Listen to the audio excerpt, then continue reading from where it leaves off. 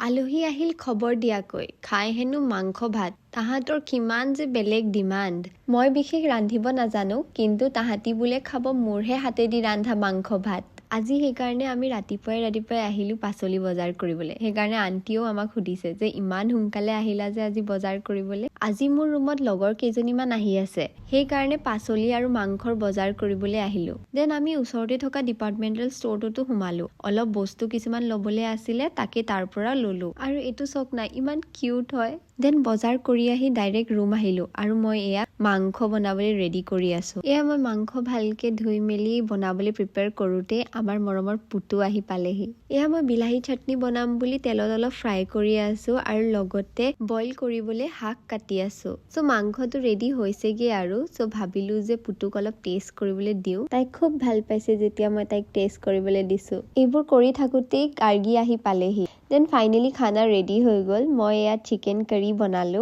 then এয়া হৈ গ'ল টাৱা চিকেন দেন তাহাঁতৰ কাৰণে মই শাকো বইল কৰিলো এয়া হৈ গ'ল চাটনি আমাৰ আৰু এয়া হৈ গ'ল সালাড সো আজি দিনটো এনেকেই গ'ল তো মই ব্লগটো ইয়াতে সমাপ্ত কৰিছো আন এটা ব্লগত আকৌ লগ পাম টেক কেয়াৰ বাই বাই